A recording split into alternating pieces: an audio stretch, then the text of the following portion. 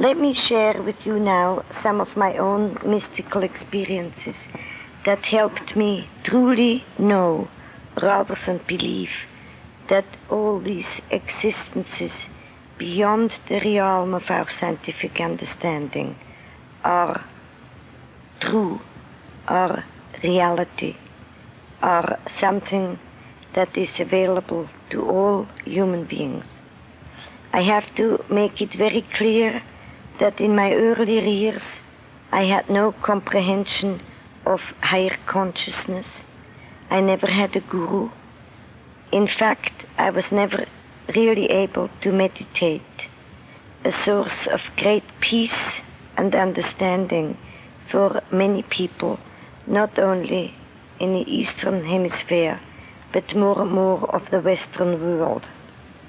It is true that I'm getting totally tuned in when I communicate with dying patients, and maybe in those thousands of hours that I've been sitting with them, where nothing and no one was able to distract us, that this may be considered a form of meditation. If that is true, then I have indeed meditated for many, many hours. But I truly believe that it is not important to go to a mountaintop, to live as a hermit, to go to India, or to have a guru, to have these mystical experiences. I truly believe that every human being consists of a physical, an emotional, an intellectual, and a spiritual quadrant. And if we can learn to externalize our unnatural feelings, our unnatural emotions, our hate, our anguish, our unresolved griefs, our oceans of unshed tears, that we can get back tuned into what we usually were meant to be. And that is a human being consisting of 4 quadrants, all of which work together in total harmony and wholeness.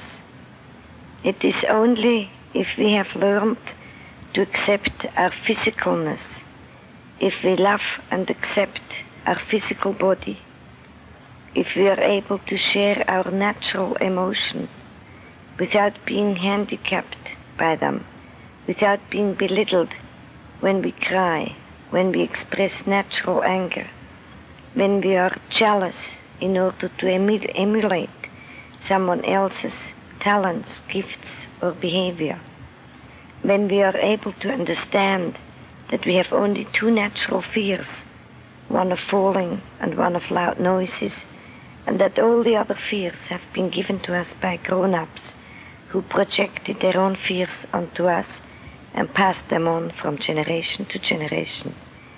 And most important of all, if we have learned to love and be loved unconditionally.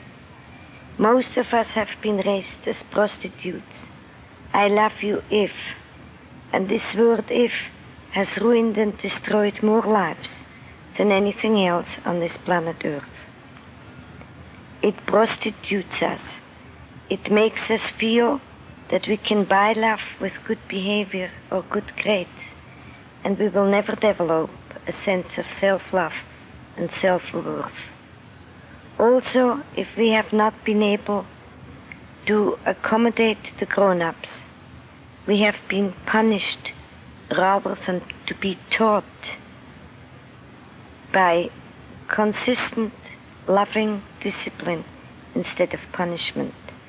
As our teachers taught us, if you had been raised with unconditional love and discipline, you would never be afraid of the windstorms of life.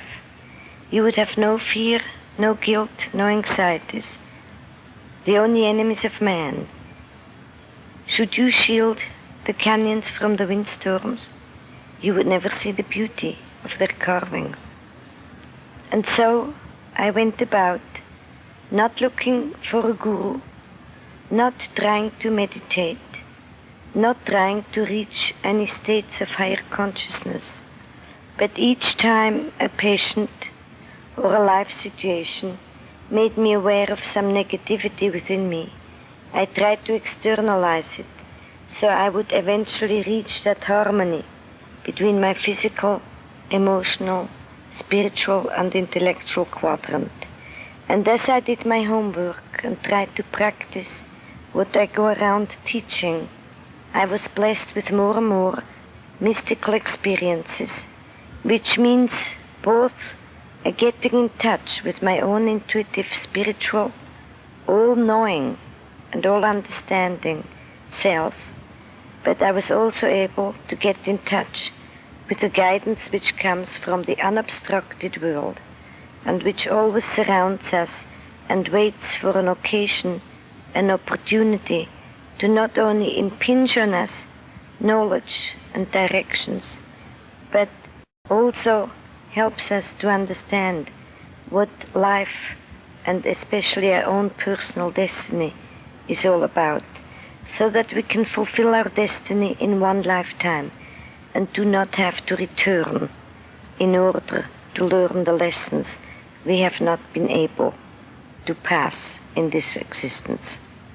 When your spirit is floating down that tunnel towards the light, you know what's behind the light? It's not God, it's me.